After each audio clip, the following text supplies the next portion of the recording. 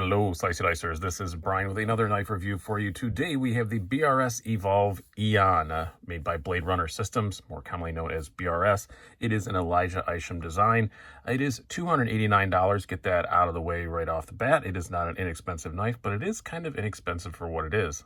Not only are you getting full titanium and M390, already $289 doesn't sound too bad.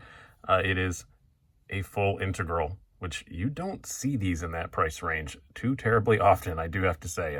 None to my memory. Very, very cool looking design. Of course, it's Elijah Isham. He always does. I always like the looks of his designs a whole lot. And it's much more of a practical sort of design than he usually does. It's pretty simple. Lots of cool milling and stuff going on. Lots of cool little details when you look close. But it does have a very Elijah Isham-y looking blade shape, and it has, you know, the typical eye hole, as I call it, in there. All of his blades always have a hole in there, whether they do anything or not. On this one, yes, spoiler, it doesn't do much. It's not really anything you can deploy anything with, but really sleek looking design. I like the way the pocket clip has milling that matches the lock bar path. You know, it's just really nicely done. This on the back here, you can't call it a back spacer because it's an integral, but on the spine here, I really like all the milling going on here. Little chevrons in the back. It's a very, very well done piece for $289. When you hold it, you're like, wow, they did a whole lot for that $289. Not bad at all. It is made overseas, but gorgeous, gorgeous thing. That I don't think really pictures do it justice. I wanted one when I heard it was Isham and BRS, and then I saw some pictures and I thought, I'm not that excited about it. But now that I have one in hand, really like it. And by the way, thank you very much, Nick Shabazz, for loaning this to me. Very much appreciate it. I was on the fence about buying one, and he just said, hey, you want to borrow mine? And I was like, sweet. So now I have that. Some really cool design details in this. Like I said, being an integral, one of the hardest things to integrate into an integral. Yeah, look good. I made a pun there. Maybe it's the Shabazz rubbing off on me because I'm holding one of his knives. But it's kind of hard to put the stop pin in there. So it is underneath these cool little collars. So that's pretty cool. The stop pin is just underneath there. Pretty neat. It is not hard to take apart. He does have a disassembly video if you want to see that. But really, really, really neat knife. I do like it as far as from a design aspect. It's pretty darn cool. Let's do some specs and size comparisons before we go too much farther. I'll line this up here. These are 1/2 inch squares. You have an overall length of 8 1/4 inches, blade length just over 3.6 inches, blade thickness a bit thicker than I was expecting, 0.16 inches, handle thickness of 0.52, and a weight of 4.5 ounces. So yes, it is beyond that ounce per inch, but for a full titanium integral, not really that surprising. Let's do some size comparisons. We'll use our usual Spyderco sandwich first. You have your Spyderco Paramilitary 2. It's almost exactly the same length as a PM2. You have your Spyderco Para 3. Obviously, you're getting a whole lot more cutting edge on the Eon than you are on the PM2. Bring our usual Benchmades. We have your full-size Griptilian and the full-size bug out. Excuse me.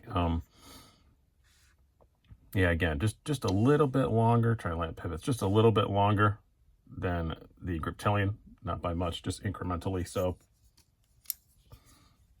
And a couple more that just reminded me, not really in price range or anything like that or being competitors, but just kind of in the overall shape and stuff. So I wanted to bring them out. Your Civivi Shredder and the CGRB Centros. Again, pretty similar in size to those two as well. Now the blade on this, really like the blade on it. Like I said, the blade stock is a bit thicker than I expected. I wouldn't mind it being a bit thinner, but it is pretty thin behind the edge, about 18 thousandths behind the edge. Not bad at all. Super sharp out of the box. M390, can't complain about that. And it's just a very useful blade shape. It's kind of a modified sheep's footy sort of thing, I guess you would call it, like a slender sheep's foot. I do like that a lot. It is a very useful blade shape to use. It does have a pretty good tip on it. It has a swedge on it right up to the tip, so it's going to make it look more dainty in the camera angles than it actually is. But it's actually got a pretty good stout tip on it, and still a pretty good piercing tip, all that good stuff you'd want. I really like the blade on it. It does slice very well. It's not world beating, but it's pretty darn good, and I just really like the shape of it. It just, as far as, you know, the edge and stuff, it's just very, very useful. Like I said, that hole is not really for deployment or anything. It's just there for decoration, but it is Elijah's signature thing, and I don't mind it. I think it looks pretty cool. And again, no billboarding on the blade whatsoever, just the Evolve logo. That's it. Or maybe that's the Eon logo. I don't know which one it is, but just that one tiny little logo. That's it. Can't complain about that. Ergonomics, also very good. On some of Isham's designs, not much so in the last few years, but some of his earlier stuff, it was a bit more design over ergos. They always worked better than you'd think from looking at them, but you could still tell there were some sacrifices made. I don't feel that way with the Eon at all. It's just good. It's just really good ergonomically. I just really like it. Again, I have skinny fingers, but large size gloves, and the big cutout here, which is also kind of another Isham sort of signature thing, fit my two fingers really well. You don't have any jimping up here, but you don't really need it. It's a thick enough blade that it doesn't bother you. Everything's nicely rounded off, so it's a comfortable place to rest your thumb. And I think it's where you're going to use it 90% of the time, either like this or like this, and it's pretty nice. You can't choke up.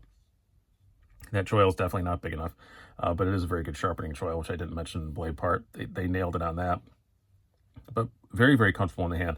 Pocket clip, yeah, you know it's there, but it's so nicely rounded and stuff. I would even not remotely call it a hotspot. I mean, I'm aware that the pocket clip is touching my hand, but that's about as far as I'd go. Very, very comfortable to use. Now, as far as the carry goes, it carries great in one way, and not the other. It's kind of weird. I guess it's just the way that this pocket clip is cut out, but it slides in the pocket super easy. And, it's get your hand past it all day long. No problem at all. The flipper tab is very well hidden. There's no jimping on it or anything. Just scratch up your pinky. Guys always know I get annoyed about that. It doesn't take up much room in the pocket.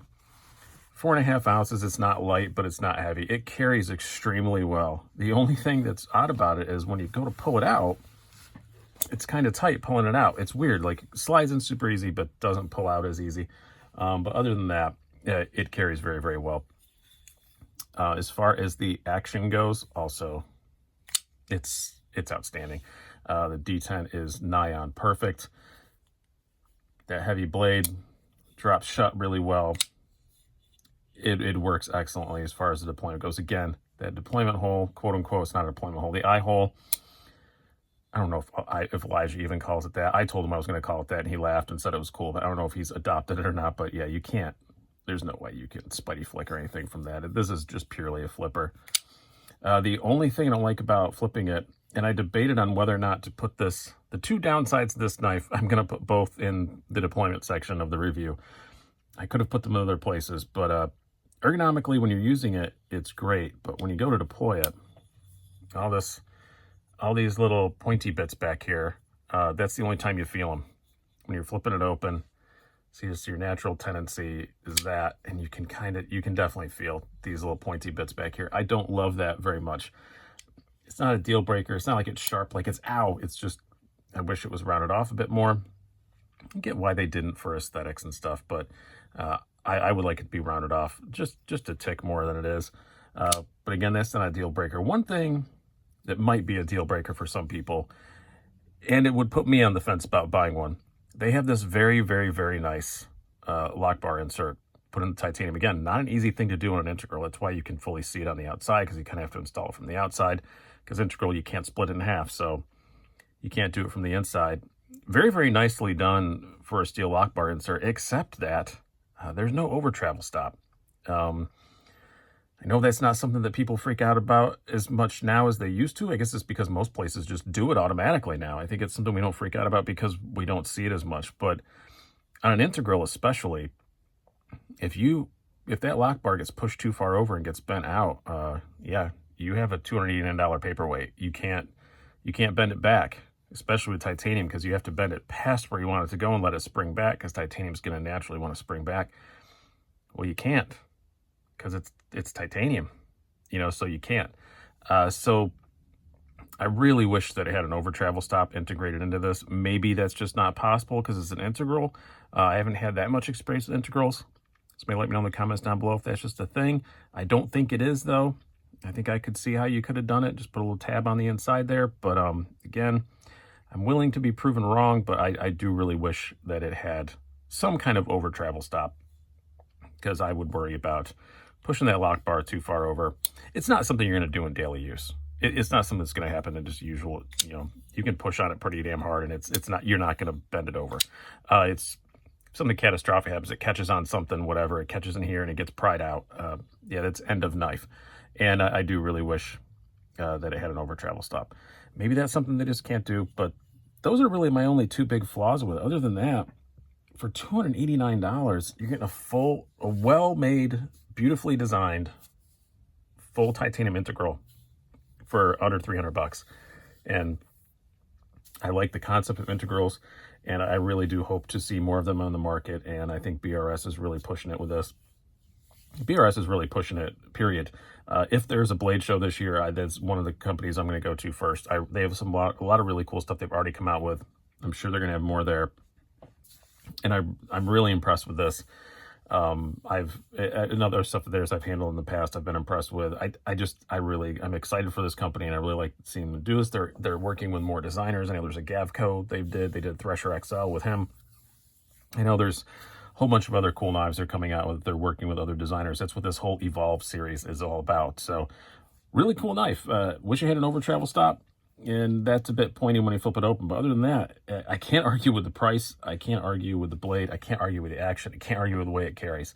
So pretty darn good. Good job, guys. Can't wait to see what's coming up next. I've been Brian. Have a good one.